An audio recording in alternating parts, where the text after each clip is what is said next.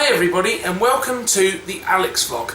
Now a hobby of mine is I like to collect tickets. I have a shoebox here because I recently reorganised my ticket collection and I have all kinds of stuff. There's a huge wad here of aircraft boarding passes from about 4 different airlines.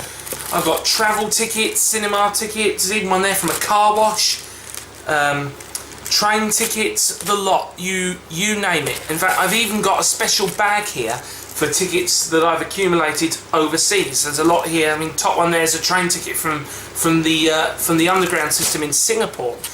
Now, while I was sorting this out, it got me thinking about the ticketing system for public transport in Wellington, because a lot of these tickets came from public transport, and it got me thinking that Wellington's ticketing system for public transport is crap.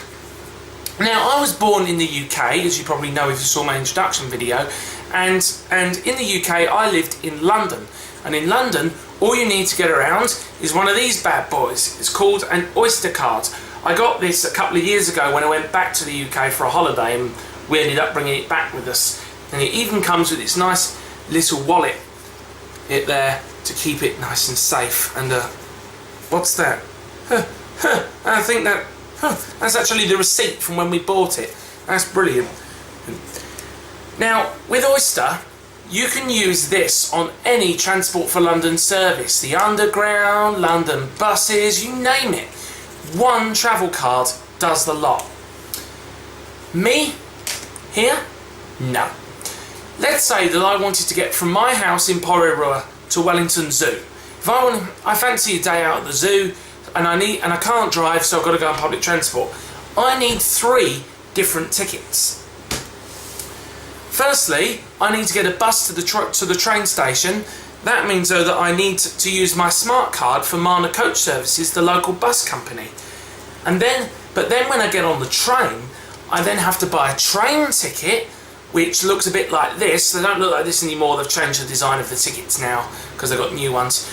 And I have to buy this, and if I get on at my local station, there's no ticket office, so I have to pay cash. And then when I get to Wellington, I then have to get on the Go Wellington bus, which is run by a different bus company. So I have to have either cash or a different type of bus card called a snapper card for that. Ridiculous.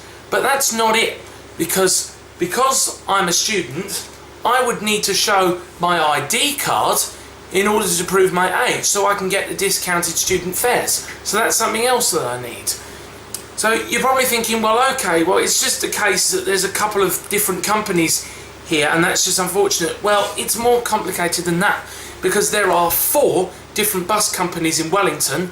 All of them use a different ticketing system. Then there's the Wellington Cable Car, the Wellington Train Network, and the Wellington Harbour Ferry, and those also all use completely different tickets. And it's just so complicated. Now obviously there are a lot of you probably thinking, but what about Gold Card? Because Gold Card allows you to travel on all kinds of Metlink services. Well, yes, but Gold Cards are expensive, and the average Joe like me, especially your 18-year-old student who can't seem to be able to get a job and has basically no money, can't afford a Gold Card. Wellington needs a system just like Oyster, where one travel card will get you anywhere across the whole network. So much easier. The other thing that Wellington needs is to modernise the flipping train ticketing system, because on my line, the Capity line, less than half of the, probably less than a quarter of the stations actually have a ticket office where you can buy tickets before getting on the train. And the other stations, they don't have a ticket machine or anything. If you get on at a station where there's no ticket office, you have to buy your tickets from the train guard on the train, and they'll only take cash. So now obviously the way around this is to buy a monthly train card or a 10-trip ticket that's valid for 10 train journeys. But you're still paying just as much. But you see what I mean? It's still annoying. I mean, in the UK or even in Auckland, you have unmanned train stations with electronic ticket machines that you put cash or you put EFTPOS card in, and you buy a ticket from the machine before you get on the train. It's just such a pain in the backside that we have such a complicated ticketing system in Wellington that I really hope that the people in charge